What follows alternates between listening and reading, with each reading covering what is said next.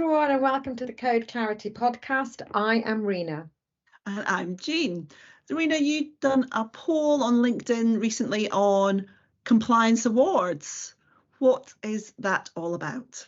So the reason I did that was because there's never been an awards ceremony, and we've been to a few recently, whether that's PM awards or PF awards. We've never been to an awards ceremony which celebrates and recognises the importance of compliance. And I started thinking, what could that look like? Okay.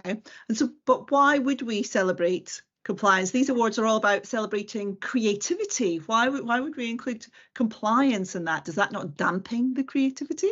Yeah, I mean, I've had a few chats with people recently, and they've said we can't use the word compliance and a creative awards. That would just turn everybody off, which I kind of partly agree on.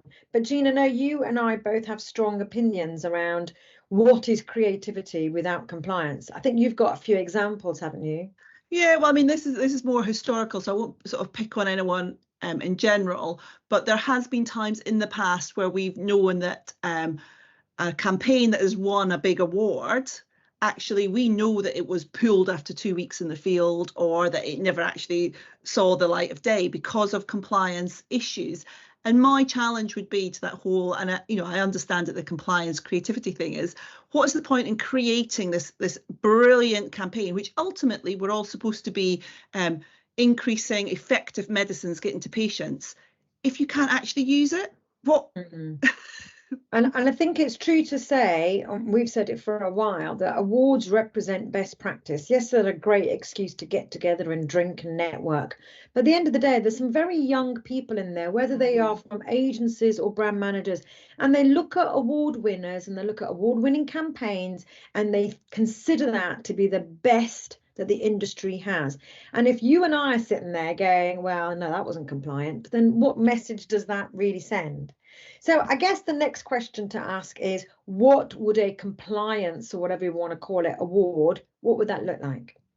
Yeah, and I think there was a really good response that I liked on your poll, where someone said, well, actually, if you have a compliance award as a separate category, are you actually solving that problem that we just talked about? Or is everyone going, well, that's the compliance award, but these are all the really great creative awards. So should it not be more looking at how do you look at all of those entries through a compliance lens? And I know your poll had some interesting results as to what people thought, what was a good compliance campaign.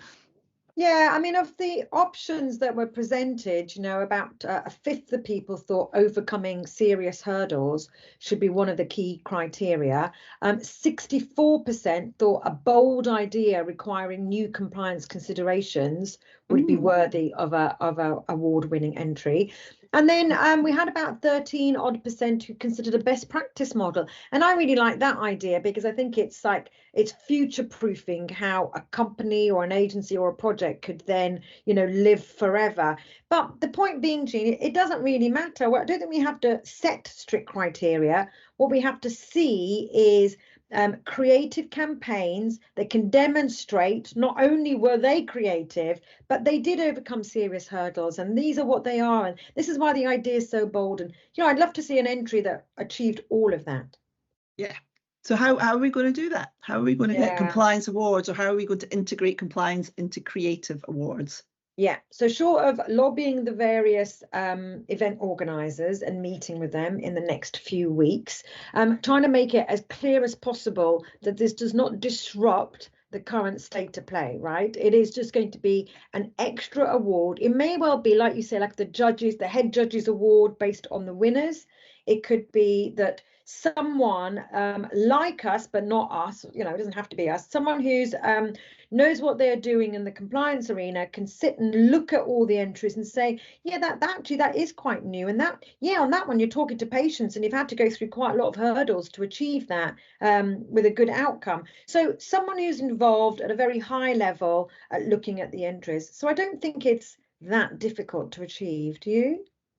No, I would hope not. I really would love to see that the rewarding of these really creative, bold, innovative campaigns, but that can be used, that can actually make the difference, can actually change the narrative of how medicines are used.